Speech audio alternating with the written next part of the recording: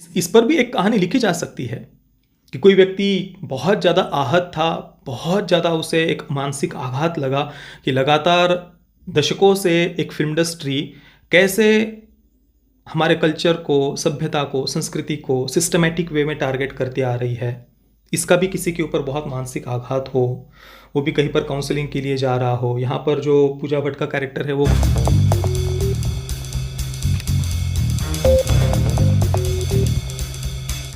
ओम नारायण नारायण नारायण नारायण। सब मित्रों को राम राम। दोस्तों कैसे हैं आप सब। आज दोपहर को बॉलीवुड की एक नई आने वाली साइकोलॉजिकल थ्रिलर फिल्म चुप का ऑफिशियल ट्रेलर रिलीज हुआ है। 1 मिनट और 58 सेकंड का ये ट्रेलर है।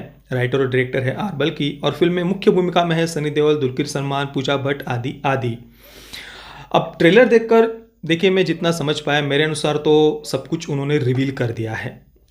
देखिए, मैं जो भी कुछ ट्रेलर देखकर समझ पाया उसके अनुसार गुरुदत्त जी का एक फ़ैन है जो इस बात से बहुत ज़्यादा आहत है कि उनकी जो आखिरी फिल्म थी कागज़ के फूल, जो उनकी सबसे बढ़िया फिल्म थी, उन्होंने पूरा अपना सर्वस्व उस फिल्म में लगा दिया था, उनका सबसे बढ़िया बेस्ट प्रोडक्ट था। पर क्रिटिक्स ने उस फिल्म को बहुत ज़्यादा ख़राब नेगेटिव रिव्यूज़ दिए थे और उसके बाद में फिर डिप्रेशन में आकर उन्होंने आगे कोई फिल्म बनाई नहीं। ये एक डायलॉग में वो कैरेक्टर कहता भी है और वो ये कैरेक्टर मेरे अनुसार दुलकर सलमान का ही लग रहा है। जो एक बैकग्राउंड में आवाज़ हम सुन रहे हैं, डायरेक्टली सामने बोलते हुए तो नहीं दिखाया, पर बैकग्राउंड में जो आवाज़ हमें लग रही है वो दुलकर सलमान की ही लग रही है। और जिस प्रकार से वो पूरे ट्रेलर में उस पात्र को दिखाया है वही गुरुदत्त जी का फ़ैन भी लग रहा है। एक सीन में हम देख भी सकते हैं कि एक पुरानी फिल्म में कंधे पर जैकेट डालते हुए एक सीन हमें दिखाई देता है और उससे जस्ट पहले दुलकर सलमान भी उसकी जो भी एक गर्लफ्रेंड या जिससे वो प्रेम करता है दिखाया है, वो भी उसके कंधे पर इसी प्रकार से जैकेट डाल रहा है, कोट डाल रहा है। तो इन सब बातों से पता चलता है कि यही वो व्यक्ति है जो बहुत ज़्यादा आहत है इस बात से कि क्रिटिक्स ने उनको बहुत ख़राब रिव्यूज़ दिए थे उनकी आखिरी फिल्म को। और अभी फिर दूसरी तरफ हम देखते हैं कि शहर में लगातार जो क्रिटिक्स है जो फिल्मों को नेगेटिव रिव्यूज़ देते हैं या जो भी है, जो लगता है कि ये जेन्युइनली रिव्यूज़ नहीं दे रहे हैं ऐसा उस हत्यारे को लगता है, उनकी वो जाकर हत्या कर रहा है। तो ये एक सीरियल किलर है। अब पता नहीं, लग तो यही रहा है कि ये दुलकर सलमान का ही कैरेक्टर होगा। एंडिंग में जो हम बिल्कुल ट्रेलर के एंडिंग में वो गाना देखिए, सर जो तेरा चकराए, वो भी दुलकर सलमान की आवाज़ में ही, मतलब पता नहीं अब उनकी आवाज़ है या उनको डब किया गया है, पर वो लग तो उनके कैरेक्टर की ही आवाज़ रही है।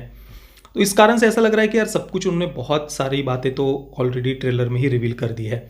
एक बात, एक लाइन हम यहाँ पर ट्रेलर में ये भी सुनते हैं कि फिल्म तो डायरेक्टर की बेबी होती है, तो तुम किसी के बच्चे का रेप कैसे कर सकते हो। इस लाइन से हमें जितना पता चल रहा है कि जो फिल्म मेकर्स होते हैं वो कितनी मेहनत करते हैं फिल्म बनाने के लिए, और जो क्रिटिक्स होते हैं वो उसको नेगेटिव रिव्यू देकर एक प्रकार से उस फिल्म मेकर के बच्चे का रेप कर, मतलब रेप जैसे शब्द का उपयोग उन्होंने यहाँ पर जिस प्रकार से किया है वो बहुत ही ज़्यादा, मैं गलत कहूँगा, एक इतने जघन्य अपराध का उपयोग आप एक रिव्यू, एक नेगेटिव रिव्यू के कोई दे रहा है तो उस जगह पर आप इस प्रकार का डायलॉग लिख रहे हैं, ये अपने आप में ही बहुत ज़्यादा प्रॉब्लमैटिक है। रेप जैसे शब्द का ऐसी जगह पर यूज़ करना, एक इतने भयानक जघन्य अपराध का उपयोग। पर चलिए ये डायलॉग हम सुनते हैं। इससे ये पता चल रहा है कि एक प्रकार से जो फिल्म मेकर्स होते हैं, उनकी जो फिल्में होती है वो कितनी ज़्यादा मेहनत करते हैं एक फ़िल्म बनाने के पीछे, तो उनके बारे में नेगेटिव जो बातें बोलते हैं या जो उसको क्रिटिसाइज़ करते हैं या उसकी आलोचना करते हैं, वो कितने ज़्यादा गलत है, या वो एक किसी के बच्चे का रेप कर रहे हैं इस प्रकार से वो है, उनकी मानसिकता होती है। शायद ये फिल्म इसको किसी ने किसी प्रकार से जस्टिफाई करेगी, डायरेक्टली तो नहीं। जो हत्या कर रहा है वो ऑब्वियसली वो उसे हत्यारा ही दिखाया जाएगा, पर कहीं ना कहीं पर उसका एक मेंटल ट्रॉमा या वो किस प्रकार से उसे एक मानसिक आघात लगा है, उसके प्रति भी एक प्रकार से थोड़ी बहुत सिंपैथी पैदा की जाएगी जो हत्या कर रहा है, कि भाई कहीं ना कहीं पर वो बहुत आहत हुआ इन सब बातों से लेकर कि ये जो फील्ड है क्रिटिसिज्म, फिल्म क्रिटिसिज्म का, इसमें कितना ज़्यादा भ्रष्टाचार है। लोग पैसे देकर ये कर गोल्ड की घड़ी लेकर या पैसे लेकर वो फेक रिव्यूज़ दे रहे हैं, नेगेटिव रिव्यूज़ दे रहे हैं या किसी भी कारण से नेगेटिव रिव्यूज़ दे रहे हैं। तो जो आलोचना कर रहे हैं वो कितने भ्रष्ट है, गलत है, और जो हत्या कर रहा है वो इन सब बातों से आहत था बहुत ज़्यादा अंदर से उसे एक मानसिक आघात लगा था और इस कारण से वो हत्या कर रहा है। तो ये भी एक कहानी हो सकती है कि उस हत्यारे के प्रति कहीं न कहीं पर फ़िल्म में सिम्पैथी पैदा करने का प्रयास किया हो। लग तो ऐसा ही रहा है ट्रेलर देखकर, अब पता नहीं फ़िल्म में आगे क्या होगा। सबसे महत्वपूर्ण बात तो ये है कि देखिए फ़िल्म इंडस्ट्री, कला और साहित्य का क्षेत्र, उसमें भी जो विशेषतः फ़िल्म इंडस्ट्री है, उनकी पूरी industry he so called freedom of expression की वो हमेशा बातें करते हैं। आप देख लीजिए हमेशा से जो कलाकार है वो ये कहते हैं कि भाई हम जो भी दिखाना चाहते हैं, लिखना चाहते हैं, बोलना चाहते हैं, अपने आर्ट मतलब कथित रूप से जो वो जिसे आर्ट कहते हैं अपनी फ़िल्मों को, वो ये कहते हैं कि भाई हमें पूरा फ्रीडम चाहिए। आप किसी भी प्रकार से हम पर कोई बंधन नहीं डाल सकते। इवन सेंसर बोर्ड कुछ बहुत ही अभद्र ऐसे शब्दों को या कुछ बहुत ही ज़्यादा प्रॉब्लमैटिक ऐसे किसी बात को या किसी एक शब्द को भी अगर वो सेंसर कर देते हैं, तो भी ये पूरा फ्रीडम ऑफ एक्सप्रेशन वगैरह सब बातें लेकर के आ जाते हैं। भले ही उसमें कितना ही कई बार हम फिल्मों में देखते हैं कि कैसे डायरेक्टर का भी अपना एक पर्सनल एजेंडा होता है, उस पर्सनल एजेंडा के तहत कैसे कैरेक्टर्स लिखे जाते हैं, कितना एक वन साइडेड नरेटिव होता है। कई बार हम एक तुष्टिकरण की राजनीति, जितना राजनेता नहीं करते उससे ज़्यादा तुष्टिकरण हमें कई बार फिल्मों में देखने को मिलता है। एक सूडो सेक्युलरिज्म कई बार देखने को मिलता है, कई बार हिंदू घृणा से भरा हुआ कंटेंट हमें देखने को मिलता है। कई बार हम देखते हैं कि भाई आतंकवाद को भी जस्टिफाई करने का प्रयास किया गया है, उसके प्रति भी सिंपैथी पैदा करने का प्रयास किया गया है आतंकवादियों के प्रति। कई बार हम देखते हैं कि भाई नक्सलियों को क्रांतिकारी दिखाया गया है। कई बार हम देखते हैं कि सेक्सुअल लिबरेशन को जस्टिफाई करना, पारिवारिक मूल्य हो, सामाजिक मूल्य हो, नैतिक मूल्य हो, इन सबको बहुत ज़्यादा निगेटिव वे में प्रेजेंट करना, और ये सब कुछ फ्रीडम ऑफ एक्सप्रेशन के नाम पर होता है। शुरुआत में वो डिस्क्लेमर डालकर कि भाई हम किसी की भी भावनाओं को, किसी भी रीति रिवाज को, परंपराओं को, समुदाय को, आस्था को, धर्म को, किसी को भी हम टारगेट नहीं करें, किसी को भी नीचा दिखाने का हमारा उद्देश्य नहीं है। ये शुरुआत में डिस्क्लेमर डालकर ही ये सब कुछ बातें होती है। तो सबसे ज़्यादा फ्रीडम ऑफ एक्सप्रेशन का झंडा तो फिल्म इंडस्ट्री ही उठाती है।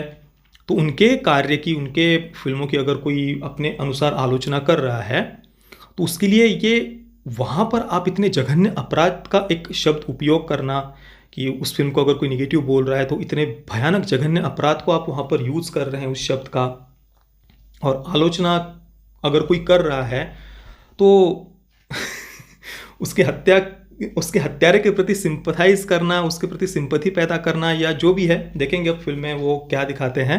पर लग तो ऊपर से ओवरऑल यही प्लॉट लग रहा है फिल्म का। दूसरा एक बात ये भी है कि आप फिल्म को कह रहे हैं कि भाई फिल्म मेकर की वो बेबी है, उसका बहुत ज़्यादा मेहनत या जो भी है। देखिए एक फिल्म मेकर जो फिल्म बनाता है, ठीक है, और दर्शकों को पूरा अधिकार है, वे अपने मेहनत से कमाई हुई पैसा दे रहे हैं। अगर वो चीज़ उन्हें पसंद आती है तो वो अच्छा कहेंगे, नहीं आती तो वो ख़राब कहेंगे। अब कोई जैसे फूड क्रिटिक है, वो रेस्टोरेंट में जाता है, कोई शेफ़ उसके सामने जला हुआ पिज़्ज़ा ला करके रख देता है। अब वो अगर कहे कि भाई ये जला हुआ पिज़्ज़ा है, और फिर आप कहो कि भाई तुमने जला हुआ पिज़्ज़ा क्यों कह दिया, ऐसा तो नहीं होता। और दूसरी बात आप देखिए, एक फिल्म जिसको चलो रिकवरी कहीं ना कहीं से, चाहे म्यूज़िक राइट्स हो, सैटेलाइट राइट्स हो, OTT राइट्स हो, जो भी है, कहीं ना कहीं से उसकी रिकवरी फिल्म की हो ही जाती है। पर जिस देश की सभ्यता के लिए पिछले 1000 वर्षों से करोड़ों वीरों ने, वीरांगनाओं ने, संतों ने, महात्माओं ने, महापुरुषों ने अपना बलिदान दिया है, लगातार पिछले 1000 वर्षों से उन्होंने अपना बलिदान दिया है इस देश की सभ्यता, संस्कृति की रक्षा के लिए, उसको आप लगातार फिल्मों में फ्रीडम ऑफ एक्सप्रेशन के नाम पर उसका मजाक उड़ाते हैं, लोगों की आस्था को पैरों तले रौंदते हैं। तो ये उससे भी कितना भयानक, एक प्रकार से हम क्या कहें, अपराधी कह सकते हैं।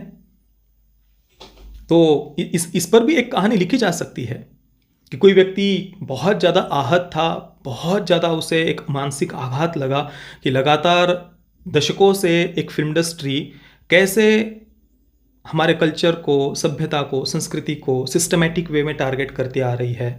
इसका भी किसी के ऊपर बहुत मानसिक आघात हो, वो भी कहीं पर काउंसलिंग के लिए जा रहा हो। यहाँ पर जो पूजा भट्ट का कैरेक्टर है वो काउंसलर की तरह ही दिख रहा है, शायद एक मनोचिकित्सक का कैरेक्टर हो सकता है, तो वो भी अपनी काउंसलिंग करवा रहा हो, बहुत भयानक मानसिक आघात उसे लगा हो इन सब बातों से, क्योंकि बचपन से उसने अपने बड़े महापुरुषों के, वीरों के बलिदान की, शौर्य पराक्रम की गाथा उस सुनकर वो बड़ा हुआ है। पर जब वो देखता है कि लगातार उनका कैसे मजाक उड़ाया जा रहा है, विदेशी आक्रांताओं का महिमा मंडन, उसके ही देश की एक फिल्म इंडस्ट्री विदेशी आक्रांताओं का महिमा मंडन कर रही है, इसका उसे भी आघात लगा है बहुत। ये भी एक कहानी हो सकती है। चलिए, कुल मिलाकर ये लग रहा है ऐसा ट्रेलर से चुप के, जो कुछ भी मैंने देखा उससे कहानी ऐसी लग रही है, हो सकता है कि कहानी कुछ और हो या हत्यारा कोई कुछ और ही हो। देखते हैं ट्रेलर रिलीज़ होने के बाद, फिल्म रिलीज़ होने के बाद में फिल्म की कहानी क्या है। बाकी आपको क्या लगता है? मैंने जो बातें आपको बताई, जो कहानी की एक संभावना, जो एक स्टोरी का प्रेडिक्शन हमने किया कि भाई ये कहानी हो सकती है, उस पर आपके विचार क्या है? आपको क्या लगता है कि फिल्म की कहानी क्या होगी? मुझे आप नीचे कमेंट में अवश्य बताइए। ये वीडियो देखने के लिए आप सभी मित्रों का बहुत बहुत धन्यवाद। जय श्री राम, वंदे मातरम।